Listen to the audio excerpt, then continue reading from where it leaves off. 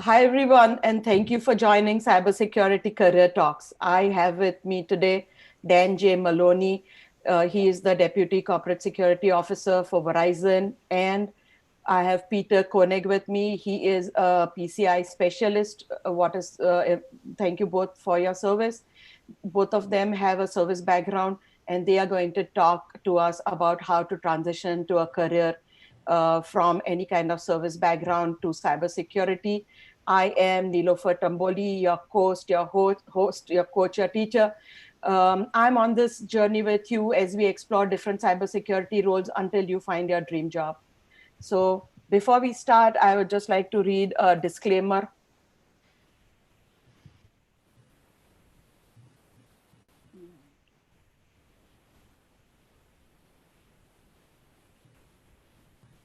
The views expressed in this presentation and during this session are the personal opinions of the participants and do not reflect the official policy or position of their respective employers.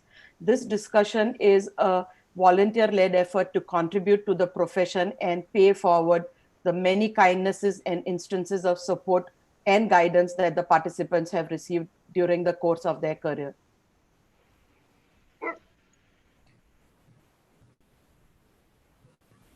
All right. So we start with Dan. Dan, can you share your journey and how did you transition to your present career? Sure. Well, my journey was, I would say that it was probably more unplanned than it was planned. And I think in part because when I started to move into the cybersecurity arena, cyber was still really largely in the purview of the military and in the government, and it was much more of a defined world. So I actually came in sort of through the back door. I was in international business for the employer that I still work for, and it became clear that we were starting to see things on the business front that were sort of non-traditional through the business lens. Things that were happening, that were being attributed to other things. Sort of, you know, if I just give one example, the advocacy of USB at time because of portability and the speed of USB quickly became a vehicle by which we were seeing intellectual property move out of the business, but in a very uncontained and sort of diffuse way. And the security mechanisms at that time for the companies that I worked for really didn't sort of have an approach to quantify or qualify the impacts or the implications of those things happening. So we really started to react to those sorts of things. We started in the business side, started putting together processes and protocols as good business people do to start to address those types of things. And the security teams, which were really in the infancy of their my Boston just came out there. I'm sorry. In the infancy of the cyber background, started to respond to what the business was already doing. Long story short, I was recruited by the chief security officer for the organization I work in now, who was more on the traditional side, although he was the EAD for the cyber arena in the federal law enforcement area. He was really looking to what I call contemporize the security departments within our company to make it more business enabling and more aligned with the needs of the business. So I was recruited into cyber. Long story short, we started building out capabilities, and we'll get into more of that in just a couple of minutes here. But that was sort of my intro into the cyber world in a formal capacity, coming through traditional international business. Thanks. So it's not like while you were in the service, you were like always dreaming of becoming a deputy corporate security officer or something. Not really, no. Not really, no. Okay. So Peter, uh, Yeah.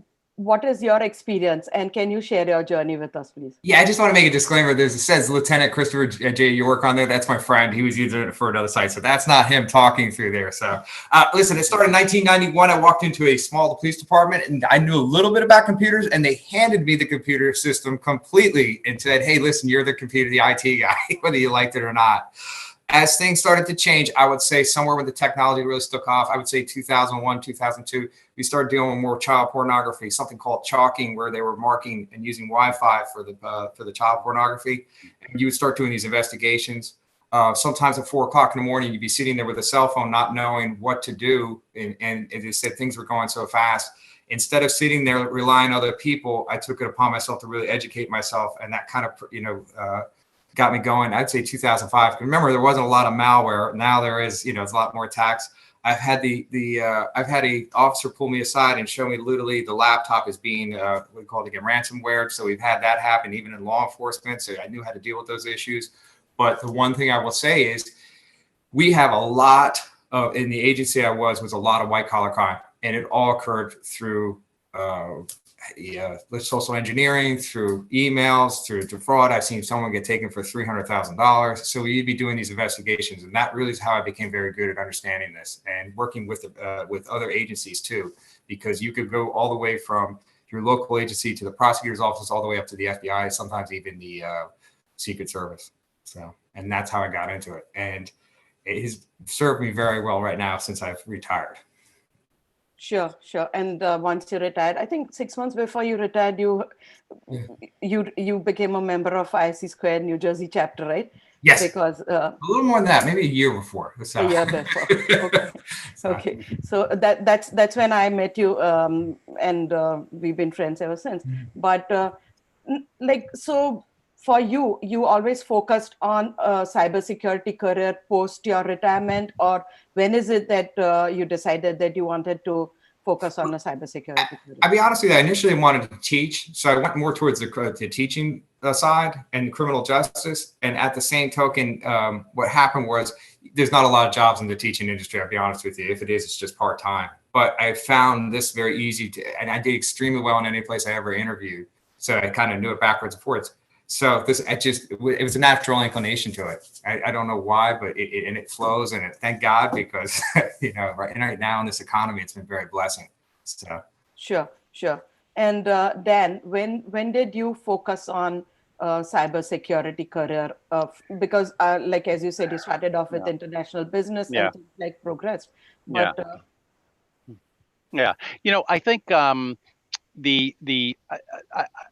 my definition of a cyber career is probably a non-traditional definition. I really don't, I've taken the traditional career and the educational paths, certification paths, but I really don't look at cyber in the same way I see a lot of my peers do, right? I think I really looked at cyber very much, and I still do, by the way, very much like I do business. That and I was talking to a federal employee at one point about these types of things, and he had testified in front of Congress after the 9/11 Commission took place, and they were talking about cyber attacks on critical infrastructure. And he said, and this really stuck with me, that many people that he would deal with, even very senior people, would, and he used a military example. He said they would, you would not point at a tank and say that is war. You would not point at a gun and say that is conflicts. And you wouldn't point it at an umbrella and say that is weather, right? He said a lot of times we point at the tools and we call that the category, and that's really, I don't think that's really the issue. When I look at cyber, I look at this through the same lens that he was using, which is those are the implements. Those are the implements. But absent the business activity that flows through those implements, you have no cyber. You can put those things down and turn them off, and there's still a cyber world back here, right? There's still the need to be able, and Peter sort of touched on this just a little bit, there's still the need to be able to interpret what is happening around the world, whether it's at the local level, the state level, the country or international level, or all of the above.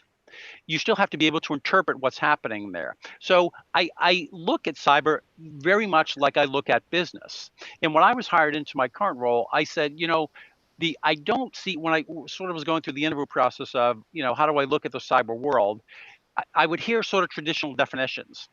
But when I looked at what I considered to be and interpreted to be the success rates of those traditional approaches, I did not see a lot of success. I just didn't see a lot of success. So I looked at it differently and thought, look, if cyber is the activity that is flowing through this ecosystem, this electronic and human ecosystem, then how do we define a win?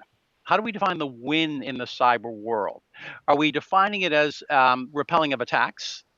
Is it numerical or quantification of how many times we've been hit and repelled it? Or, which is relevant, it really doesn't tell you much about your health and your ecosystem, but which is where I was looking. I was looking at how healthy is this global ecosystem that we manage in terms of being able to manage its cyber activity, its kinetic activity, its human activity through the use of systems. How healthy are we at a policy, process, tools, procedures, capability, response, containment? How healthy are we? And I have found that when that question gets asked, it doesn't tend to follow a traditional path, and it's in how you solve for those things. So to answer your question, I began to look at it through a business lens, and what I think was a very traditional business approach really had evolved into what I think is a cyber approach that's very reflective of what's happening across the world, especially in the business world.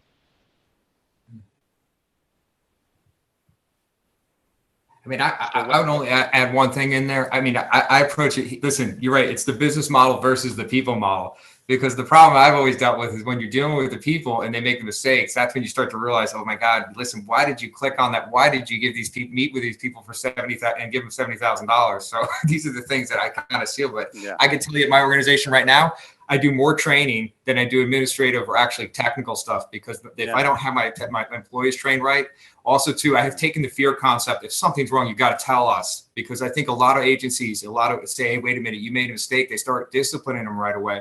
Well, the other employees don't want to talk. They don't want to say anything. And it's really communication. But I could tell you this right now, especially in compliance issues, you have to train and then retrain and then, as said, and then administrate. That's been the hardest, the thing. It's a lot more harder than working in a small agency. I can tell you that right now. So.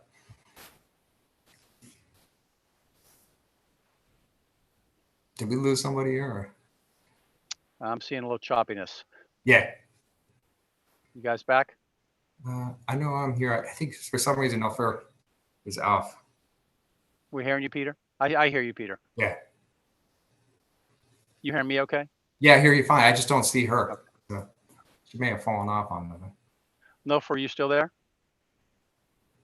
We'll have a good conversation if no one comes back then, Peter. Yeah, well, and listen, as I say, it's so funny because I don't really know if at the end, I'll be honest with you, right, you're ever really going to get it right. But the problem I'm running into is, you're right, you have to use a business model. I think the biggest mistake has been made is that, hey, wait a minute, we're somehow going to win the war. Yeah, we know it's there. It's always going to be there. And as I said, I mean, literally, I remember reading an incident about, what do you call it again? Right before, I think, the inauguration a couple of years ago, they took down the entire servers for their cameras. So, I mean, these are things that constantly go on. But I will say this. I mean, I work in the credit card industry. And as I said, it's all encryption and stuff like that. That they're constantly under attack 24/7. Doesn't matter. You cannot let up your guard 1 minute for 1 second. Because people are outside. So. Yeah. I think we might have lost her. She might be coming back. Yeah, I think that could be her coming back. Yeah, Neil, are you there?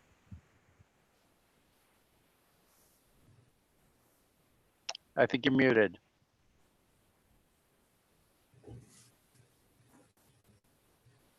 I see her coming back on.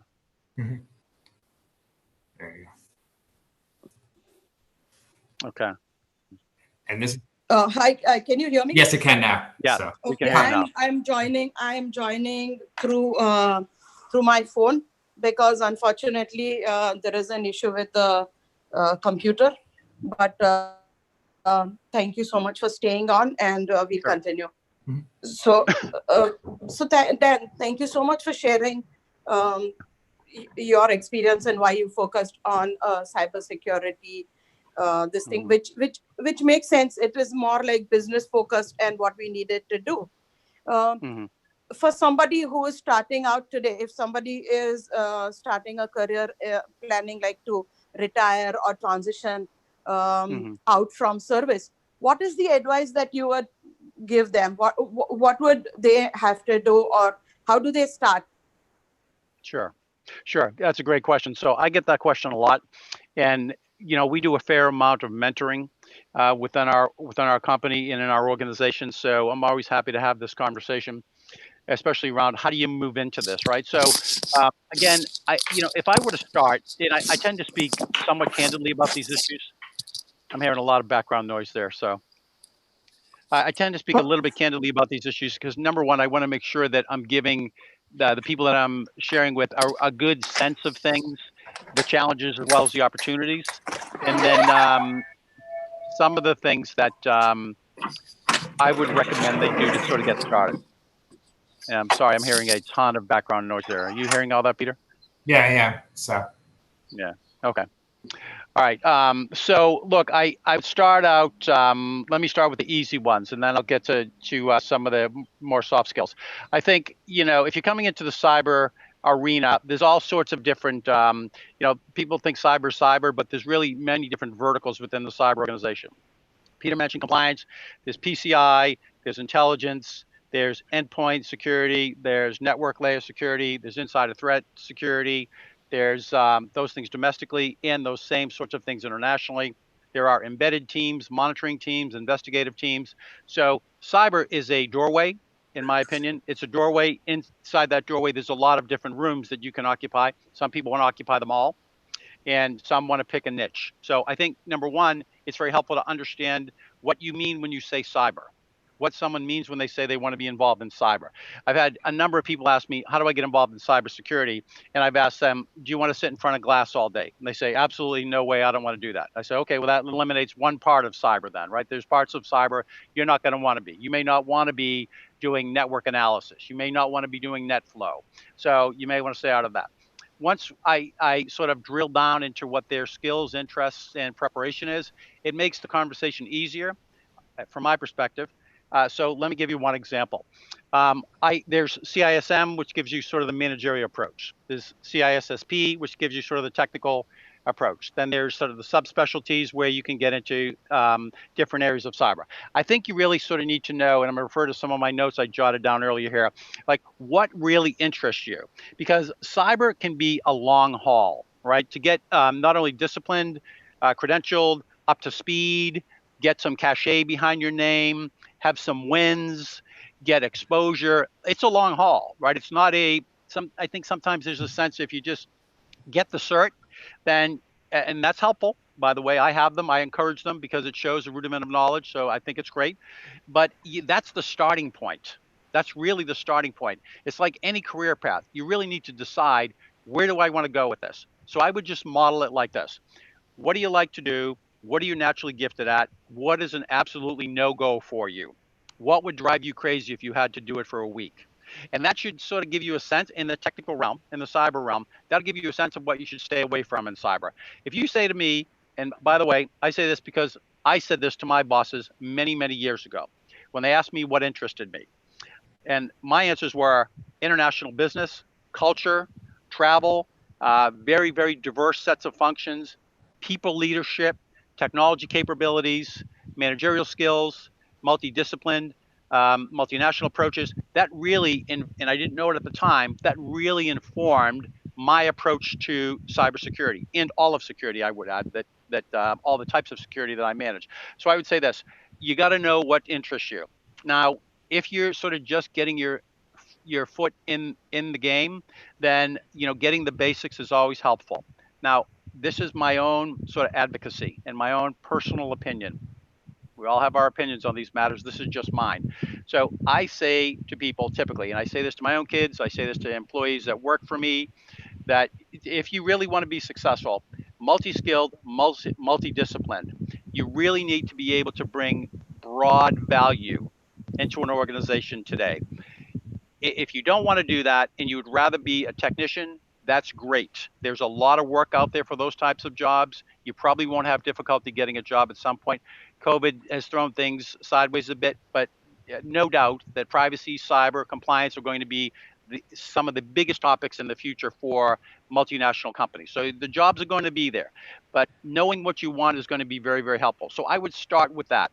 If you spend time sort of assessing who you are as a person, what motivates you, what would drive you crazy, that should inform the path that you may want to start down in the cyber arena. If technology is not your thing, then go to management. If people leadership is your thing, then take that track. But you got to decide on the track that you want. We can unpack that idea a little bit more as we go here. But let me hold my comments there, and I'll let Peter share his thoughts as well. Yeah, I mean, listen, from my perspective, obviously I started going back to college a little later in my life. So I got my associate's degree, and there is always the college versus certs, competition back and forth. College definitely gets you to administrate. I would say the certs definitely get you technically proficient. If I was saying one thing, if you're on the government side, if you're 5 years out from retirement, make sure you become the policy writer. Make sure you do any type of training programs that you can start training and teaching, because at some point or another, you're right. We can always teach the technical end. To get people to teach, to administrate, that's the hardest part, and that's all I do right now is administrate. I don't have the technical end is maybe 5% of what I do every day. 95% is administrating all of this stuff and trying to figure out who's going to do what, how we're going to get these forms enabled, how we're going to get these. I have to deal with the CISO, and I have to deal with all these people back and forth. But going forward, I will always say, just a little bit of college. Hey, listen, if people don't have money, if you want to go to the local college, especially because I went to the community college and then I obviously went on. But I will tell you this, they have great programs there for learning some of the administrative skills, and also to how to in the technical end too, so you don't go too far into debt. But I will say the CISSP, if you're doing computer forensics for law enforcement, Raytheon has the CCE, which is the Certified Computer Examiner, which is a great class. I'm actually working with that right now at home, which is a lot of work, but I'm going to have that done very shortly. That's the only thing I would say. Yeah. Thanks. We've discussed so far like how to plan going it. So what are the resources that you used to get you to this level? Like suppose you decided that yes, I want to go into a career which has got something to do with like computer security, or it made sense to go into a cybersecurity career, and then you decided on what side of cyber you wanted because of your working with computer crime, etc.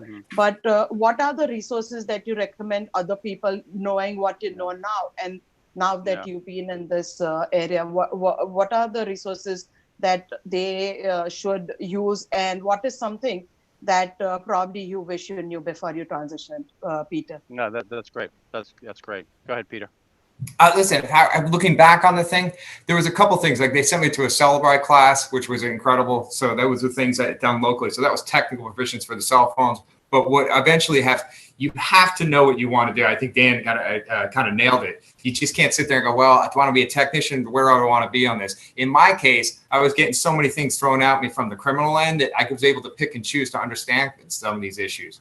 But I will say this, from the perspective of how did I actually do it, I got to be honest with you, there's no clear roadmap. Some things are going to go right, some things are going to not go right. So I went down a lot of directions. Thank God I went to Fairleigh Dickinson. I did a computer forensics and computer security and forensic administration class with Dr. Doherty. He definitely guided us on what programs to touch, but he was a great mentor. You don't always have that out there. And sometimes you're going to go down the road and find out that's not the road I wanted to go, and you got to go back. But I think that's life in general. So, but if I was saying one thing, the certifications, I like the CSSP because that's the one I want to try and get, because definitely more the administrator side, but that's not everything. So, Dan, if you want to say anything. Sure. Yeah, that's good. I think before I get to the technical skills, I think it's always good to have a mentor in life, right? You need someone who you can bounce things off, and these things are they're not easy to figure out, right? I think if you want to be a dentist, or you want to be a doctor, or you want to be a pilot, then there's a defined track. You take this course, you take this course, you take this course, you get this rating, this happens, and you start to move down a career track that's pretty much defined for you. Cyber is very, very different. So look, I think the more you bring to the table, people skills in cyber are highly underrated. Yeah. Physical security skills in cyber are highly underrated. There's very little of just cyber and just physical anymore. There's very little of that. The ship sailed years and years ago. This convergence of the what I call an all hazards approach has really redefined the landscape.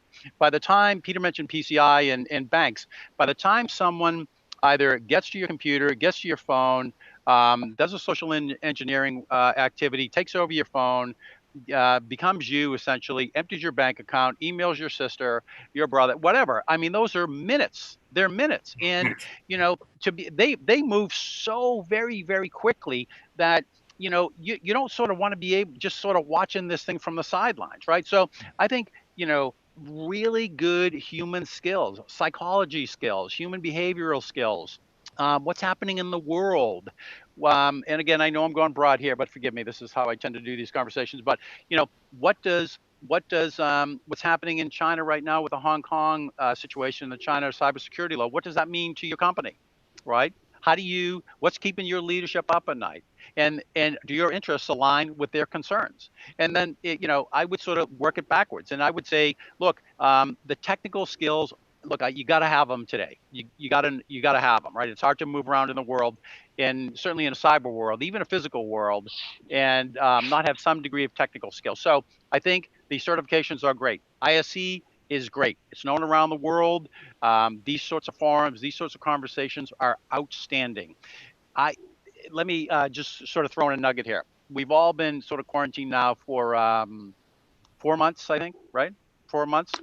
I would ask, what have you done? And this is a rhetorical question for those who like to reflect on these matters.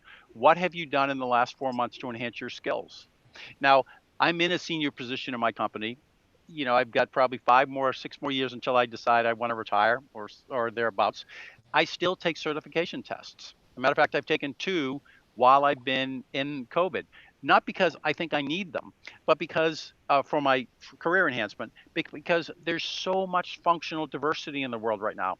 And if you get a little privacy through IAPP, and you get ISC to help you, and you get Asaka to help you, and you get SANS to help you, and you take some insider threat courses with Carnegie Mellon. There's a lot of free courses out there now too. You really want to have as many tools in the toolkit, because not only is that going to get you in the conversation, but it's going to make you much more adept at managing your world if you're given the opportunity. Let me tell you what doesn't work. Let me tell you what I find that doesn't work. And this is my own personal observations, having worked with many, many people over the years, and seen and Nifler, you asked me for my own sort of what do I wish I would have known. I thought that if I became an expert in one area, that would sort of carry the day. And depending on your job, if you become the best in the country at managing DDoS or reverse DNS attacks, then you're going to have a good job for most of your life. You're going to do well. Now, some may argue that might be a little bit limiting and a little bit sort of constrained. But if that's your thing, that's cool. It's just not my thing. Unless what you're focused on is going to sort of bring defined value to those in your organization who are measuring value, it doesn't matter how good you are at it. It's not going to matter. You may be the best. Peter made the great point about teachers, underpaid, overworked. You may be the best, but unless it's bringing defined value to those who are making the decisions on value, you're not going to move far with that. So you have to know your audience. And today, if you're in the cyber world, your audience is the world. And you need to be able to look out there and say, what interests me? How well am I prepared? What do I need to do to transition from this to this? And I would not wait to the last minute. I love the idea of starting early. And then what is happening in the world right now that aligns with my interests? And what value am I going to bring there based on who I am as a person, my readiness, my preparedness? And then honestly, I think the tools are the easy part. Once you sort of get a sense of that, the tools are the easy part. Certification becomes easier. Your starting becomes more defined. You don't take 5 or 6 different tracks, and it helps you to sort of get to where you want to go. So that's how I look at these things, right? I want to bring value. A paycheck is great. A big paycheck is even better. Eventually, you have to know that the people who are making the decision see you as a person, as a value operator. And when you have that, not only is your interest going to go through the roof, people who are going to work for you want to go through the roof. You'll have very, very low attrition in your organization because people want to be part of that sort of jazz. But you're going to succeed as a manager, a technician, a leader, people leader, whatever. So that's how I would answer that. Thank you. Very good tips. And it's a very good philosophy of operating. So Dan, we've gone through how to transition. Like you shared your philosophy, right? Like how, if suppose somebody is trying to come in from a career, say a law enforcement or from the military, they are planning on now transitioning to a civilian career. You suggested that they should get a mentor who will help and focus in and like narrow down on what they want to do, what they like to do, and go down that path. Most of the people, like whenever like we talking about like a cybersecurity career, etc., that may not be your first stop, right? So you may get into something different and then transition on. So can you share some kind of like tips for that? Because people like try to like get into a specific role in the cyber world, and then they may not, because I've been getting like a lot of questions saying, oh, I've been trying to get in and I can't. So can you share a little bit? Yeah, great question. I think sometimes people think they're at a disadvantage if they don't bring a full cyber package to the table. And I don't know what a full cyber package looks like, honestly. And I've been doing this for a long time. So, I would say this: the last 30 or 40 people I have personally hired have backgrounds that are non-cyber. They are finance people. They work in law enforcement. They have worked in military. They've worked in intelligence. They've been in marketing roles. They've been in physical security roles, very, very non-traditional sorts of roles as it would pertain to cyber. So I think, if you can have a conversation with a hiring person, number one, you need to be able to leverage your military skills. Let's say you're an intelligence officer. And let me give one caveat on transitioning from the military or public sector to private sector. You can only trade on that once. Sometimes I see people that they want to continually trade on their background, and as noble as the background was, and the service to their fellow humans is that's no small thing, but you don't want to try to trade on that too much, right? Because eventually it seems artificial. So if you have a military background, that's wonderful. You should leverage it. Most military people that I've hired are very disciplined, very structured. They can take the stress of roles. So that's, they're just very, very skilled people. But you don't want to trade on it too many times. And you also, if you're going to get a mentor, you don't want to sort of just, it's cool to have a relationship with them, but you're not there and they're not there just to be your friend, right? They're there to help you to take this raw material that you're bringing to the table and point it in a direction that's going to help you to achieve your goals. So make sure that you're using your time with your mentor very, very thoughtfully, and bring something to it. Don't let your mentor sort of get stuck having to do all the work, because that relationship will crash fast, right? So bring something to it. Use their time wisely. Make sure you're respectful of their time, and you'll see a very positive response if you have a good mentor. So I would say, Niffler, that if I'm coming out of the military or public sector or into a company like ours or any other multinational, the first thing I want to do is make sure that I know how to make that transition. So I would go to seminars. I would look online. There's so many different transitional aids right now. LinkedIn is replete with people who help you to make that transition. And I would look at how do I have this conversation, right? How do I have this conversation? Most good employers, and look, we all need a paycheck. We're all putting food on the table. So that's always the baseline, right? Here, it's the baseline of Maslow's hierarchy, right? We got to eat. But you want to if you can get in front of someone that helps you to take what you have and point it in a direction, that is remarkably effective. And there are good people out there who are very, very willing to do that, right? You don't want to, I have people that have even worked for me, and they've worked for me for 10 years. And what I often hear, and these people I would not consider them as having prospered up to their capabilities. I'll often hear what it was like 20 years ago, or what they did 20 years ago or 25 years ago. And when I am hiring someone, I'm looking for, what have you done in the last 5 years? So your experience matters, but the world has significantly changed in the last 5 years. Cyber, insider threat, compliance, financial issues, nation state, it has turned the world upside down. So you might have 25 years of something, which is great, but if you've transitioned into the last 5 years of sort of a contemporary approach, you're going to get much more of my attention than if your whole thing is 25 years ago, right? So, and then the other thing I would say is, when you have those discussions, first get in the discussion. And even if your discussion is, ma'am, sir, I'm coming out of this environment, I'm trying to transition in, I'm just looking for some pointers on how I start to target my audience. What are the questions? What are the mistakes? What are the landmines? How do I avoid certain things? What are the things that are happening in the world? Can you help sort of, mirror back to me and reflect back to me my assumptions and help me just to sort of get clarity on these things?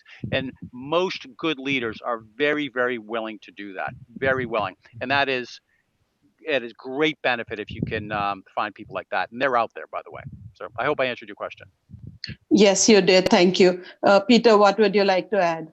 Listen, I would just expand on the thing. The one thing Dan is right on the money. He said once you get to the private side, it is a little bit of shock to the system. I'm not going to deny it. Listen, it's 7 days a week. Sometimes I'm working.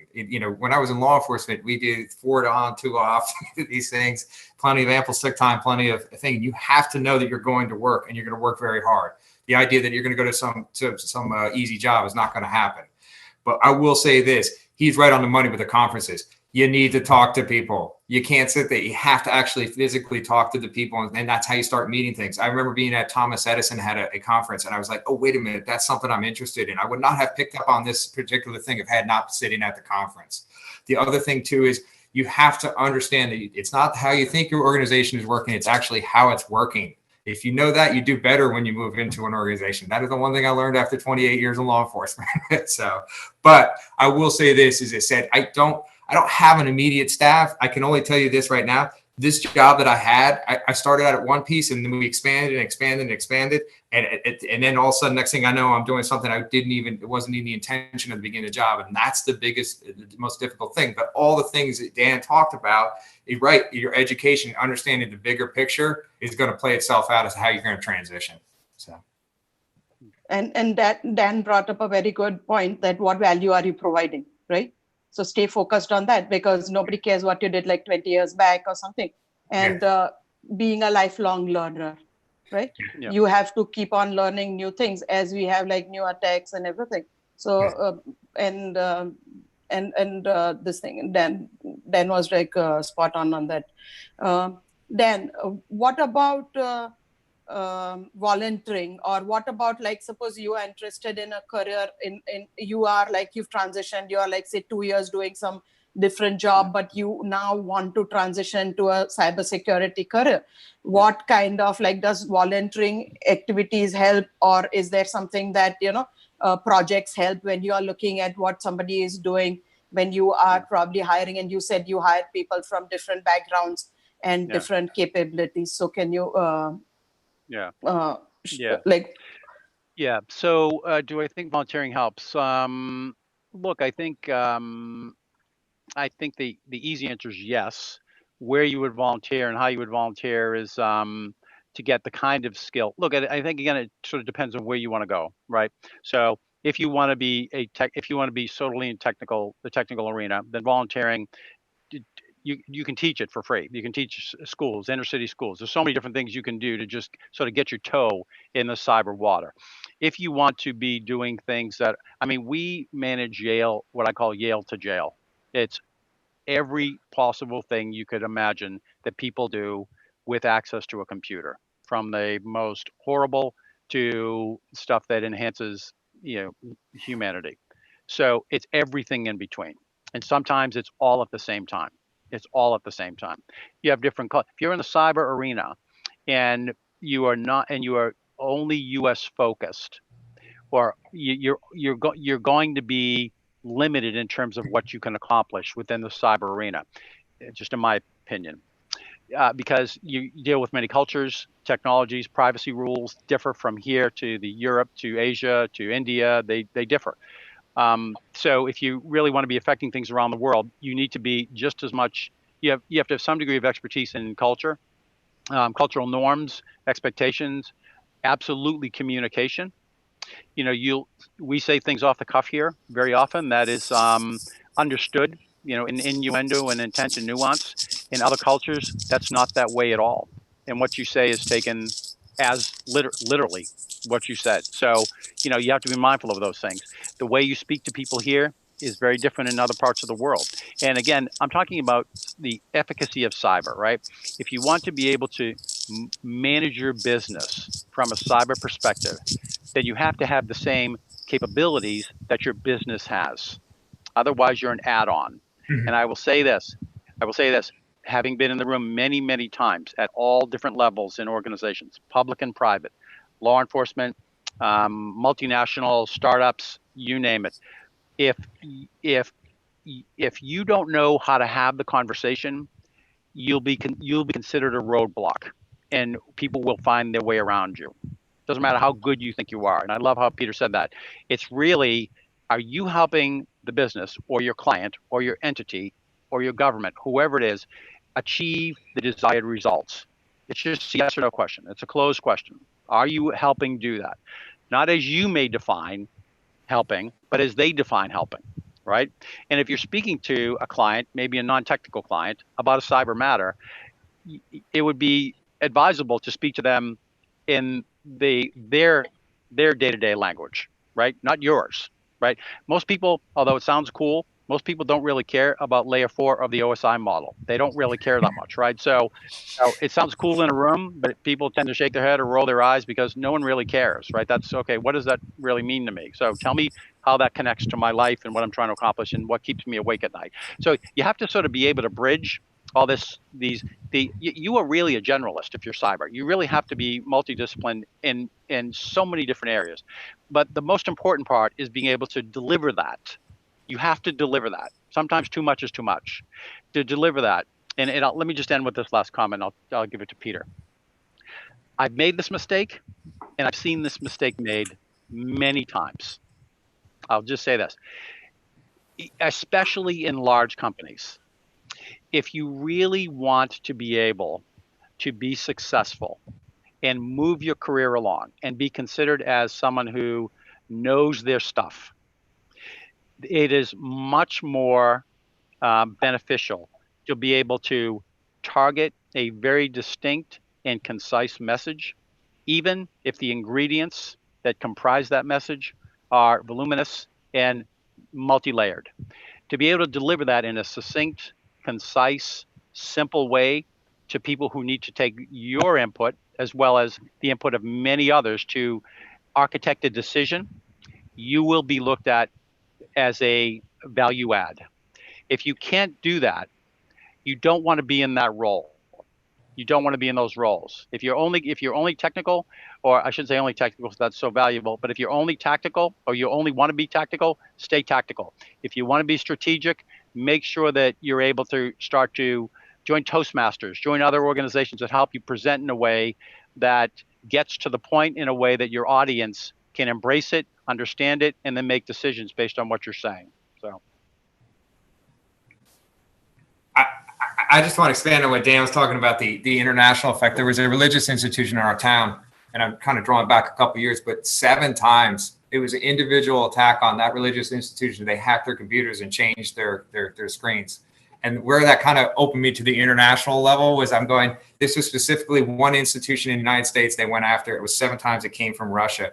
When you open your eyes, you're like, oh my God, how connected the world is. But you start to realize within a few seconds, it totally took down the organization. 7 times we went back there to do the reporting on that one. Same attack. It was incredible that no matter what they did, they couldn't get away from it.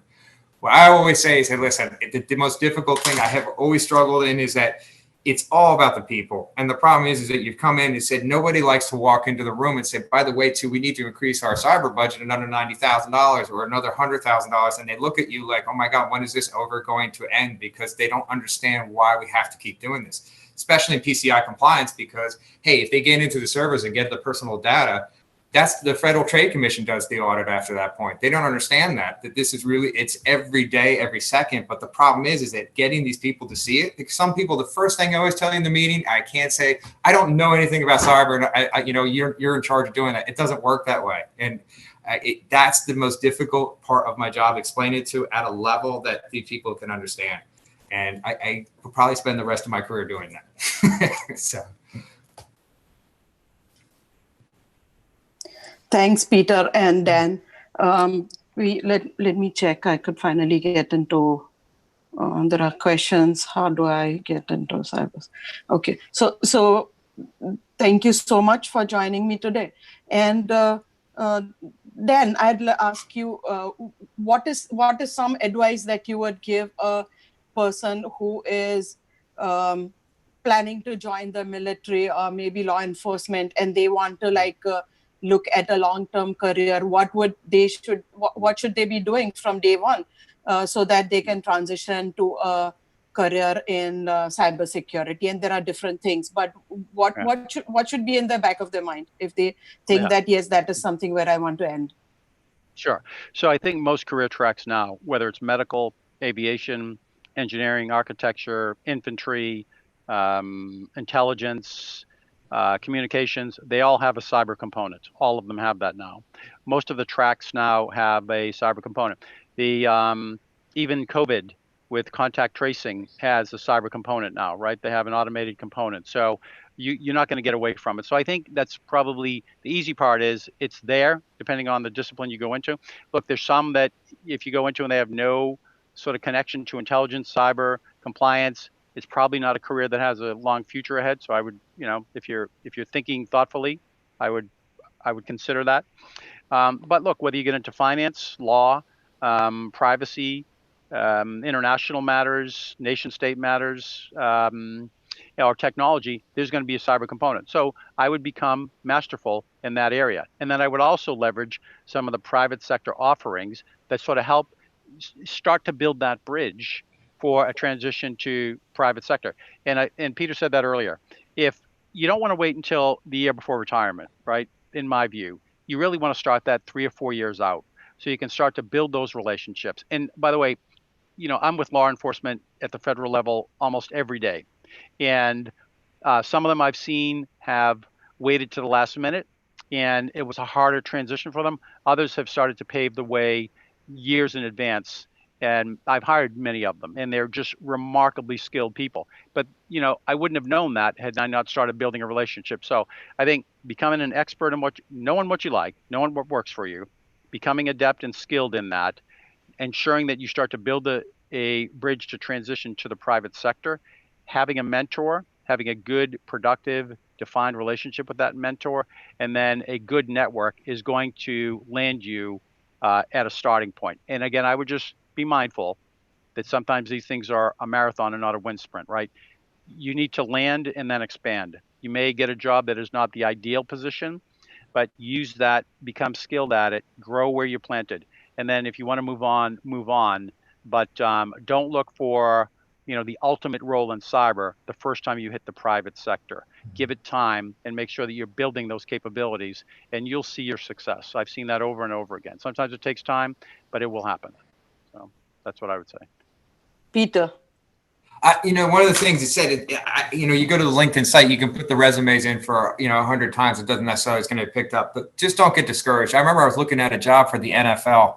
There was a cybersecurity guy. I actually ended up meeting the guy at a conference that took the job, and it had so many qualifications listed. I don't know how anyone they could meet. There's no way anyone could do all of it. It was impossible. But that's part of the problem. Some of the organizations put it out there and they think it's a catch-all, that somehow some guy is going to be able to work a Celebrite and then be able to administrate in the same job. It's almost impossible. So these are the things you have to understand, is that when you're in the interview, you got to tell the organization, yeah, I can administrate these things. I can't do all these things. You have to kind of get into, that's part of the interview process, because if they sit there and tell you that you're going to work the Celebrite and then have to go administrate the teaching, you're going to be in a job you're not going to win. So you have to articulate that very well. That is the one thing I'm very blessed in the organization I work for right now. When I tell them what I can do and what I can't do, they seem to be they're actually very good with me that way. And they know enough to how to get other people involved or help me get that way. That's the blessing of where I work right now.